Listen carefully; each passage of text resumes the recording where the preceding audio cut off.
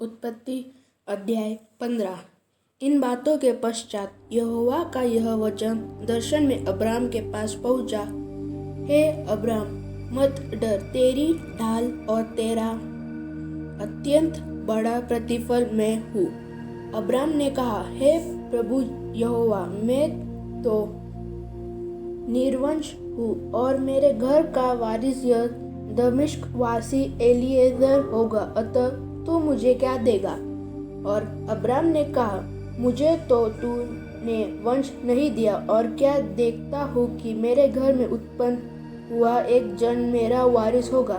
तब यहोवा का यह वचन उसके पास पहुंचा, यह तेरा वारिस न होगा, तेरा जो निज पुत्र होगा वही तेरा वारिस होगा। और उसने उसको बाहर ले जाके कहा, आकाश की ओर दृष्टि करके तारागण को गिन, क्या तू उनको गिन सकता है? फिर उसने उससे कहा, तेरा वंश ऐसा ही होगा।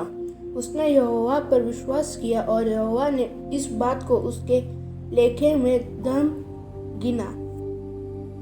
तब उसने उससे कहा, मैं वही यहोवा हूँ जो तुझे कसदियों के ऊर नगर से बाहर ले आया कि तुझको इस देश का अधिकार दूं। उसने कहा, हे प्रभु यहोवा, मैं कैसे जानूं कि मैं इसका अधिकारी होऊंगा?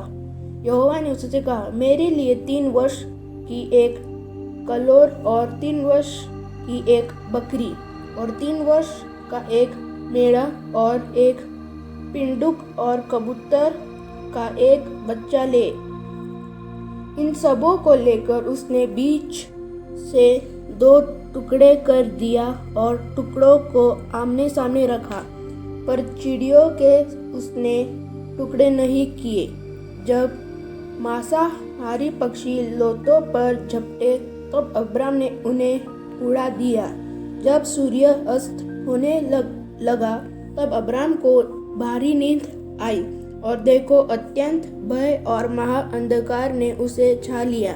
तब यहोवा ने अब्राम से कहा, यह निश्चय जान कि तेरे वंश पराए देश में परदेशी होकर रहेंगे और उस देश के लोगों के दास हो जाएंगे, और वे उनको 400 वर्ष तक दुख देंगे। फिर जिस देश के वे दास होंगे उसको मैं दंड दूंगा, और उसके पश्चात वे बड़ा धन वहां से लेकर निकल आएंगे। तो तू अपने पितरों में कुशल के साथ मिल जाएगा, तुझे पूरे बुढ़ापे में मिट्टी दी जाएगी।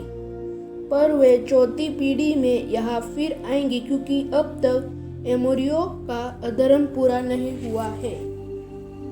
और ऐसा हुआ कि जब सूर्य अस्त हो गया और घोर अंधकार छा गया, तब एक अंगीठी जिसमें से धुआं उठता था और एक जलती हुई मशाल दिखाई दी, जो उन टुकड़ों के बीच में से होकर निकल गई। इसी दिन यहोवा ने अब्राम के साथ यह वाचा बांधी, मिस्र के महानद से लेकर परात नामक बड़े नद तक जितना देश है, अर्थात केनियों, कनिजियों, कदमोनियों, हित्तियों, परिजियों, रपाइयों, एमोरियों, कनानियों, गिर्गाशियों और यबूसियों का देश में